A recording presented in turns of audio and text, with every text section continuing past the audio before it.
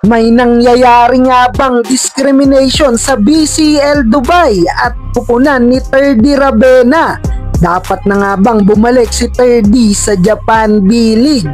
At ilan pa sa mga updates tungkol sa ating mga Pinoy bowlers? So nung nakaraan nga, marami ang nagulat tungkol sa inilabas na balita at pag-anunsyo ng isa sa pinakamalaking liga sa Asia, ang Japan B-League. Sinasabi ng B-League ng Japan at pamunuan nito, tinatarget nila na palawakin pa ang kanilang liga sa buong Asia. At sisimulan nila ito sa pag-priority na kumuha ng mga Asian dollar imports mula sa China at Mongolia. At dahil dyan, posibleng maapektuhan nga ang ilan sa mga Pinoy bowlers na lumalaro sa Japan B-League.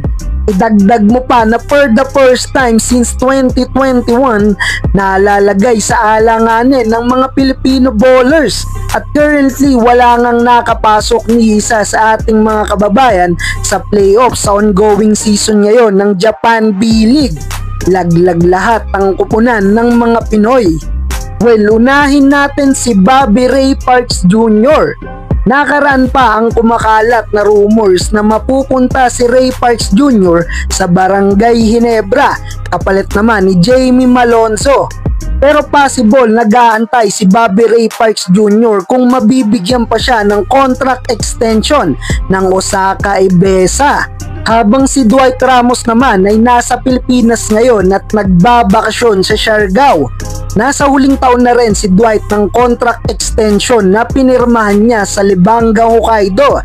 And as of today, na-extend na rin ang kontrata ni Saint Dwight for 1 season. Another good news, nakakuha na rin ng contract extension si Keeper Rabena. Muling pumirma ulit si Keeper Rabena ng contract extension sa Yokohama B Corsair for 2025 to 2026 Japan B-League season. Congratulations Manong Kip! Well, kung good news kay Keeper ay kabaliktaran naman ang nangyayari ngayon sa nakababatang kapatid nito na si Terdy Rabena na lumalaro ngayon sa BC Dubai. Well, bago maglaro si Terdy sa BC Dubai, isa si Terdy Rabena sa kinikilalang Asia Quota player ng B-League. At last season, naging catalyst siya upang mapunta sa top seed ang kanyang kupunan sa B-League.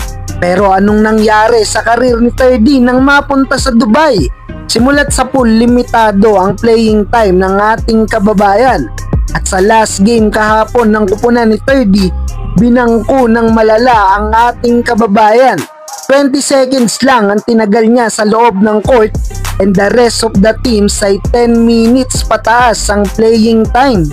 Grabing pangbabangko to, dapat na nga bang bumalik sa Japan B-League si Terdy Rabena?